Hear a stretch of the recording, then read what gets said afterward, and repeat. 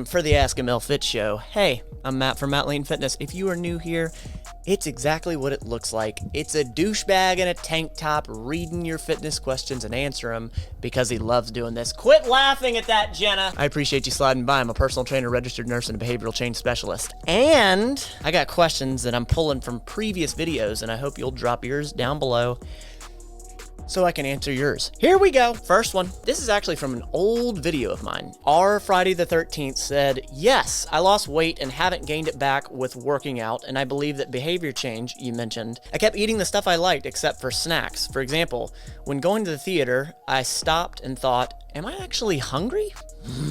Great question. Or do I just want popcorn? Hot dogs and ice, like an icy, because I'm at the theater.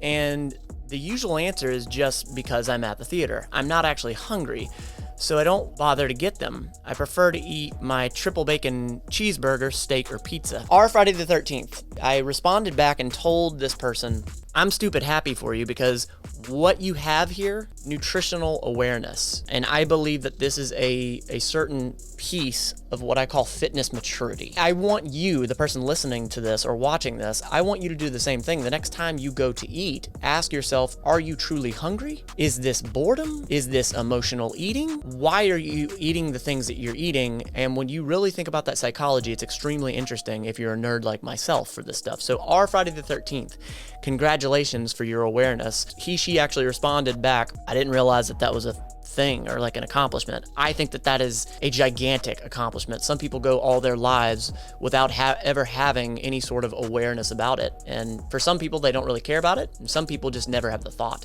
Back to Jake Cleveland, who's been here many times. So I appreciate you, Jake.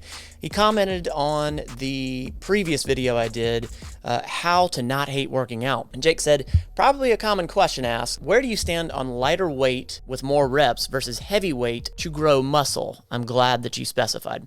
Or is it more about good nutrition with consistency on lifting? Thanks for the videos, Matt. These really do help me stay on my path of being strong and healthy every day. Yes, well, I'm glad. And I'll give you the answer. And I'm going to drop the study down below. When it comes to growing muscle, it does not matter if you choose high reps with low weight or high weight with low reps. What matters is that you progress the volume or the progressive overload consistently. That is how muscle grows, okay?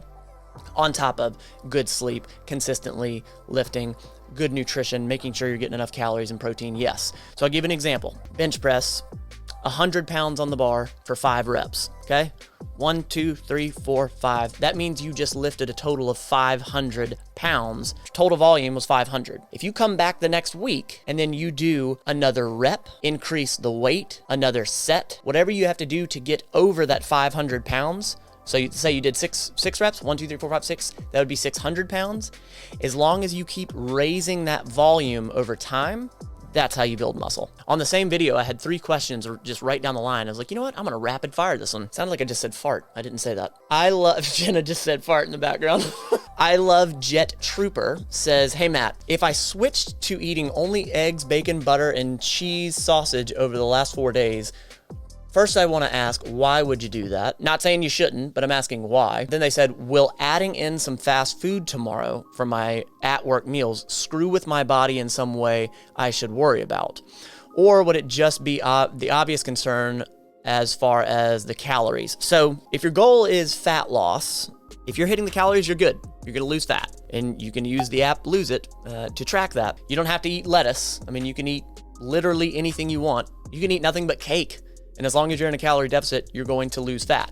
I don't advise that you do that. If your goal is to build muscle, you need to make sure that you are in a little bit of a calorie surplus and are getting in enough protein. Now, would eating some fast food screw with your body in some way that you should have to worry about? So one salad never made anybody skinny, and one cookie never made anyone fat, overweight, out of shape, okay? It is the trend of what you do. Consistently what you do is what you're going to be achieving. I like movies. What are your favorite books based on health and behavior change, and what books would you recommend for a beginner in both? You know what?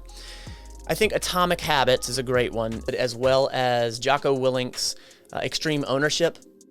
I think that might be one of the best books I've ever read when it comes to self-discipline, self-motivation, whatever you want to call it. Another book that is so slept on, and I'll put it in the description down below. Another one is called Sleep Smarter.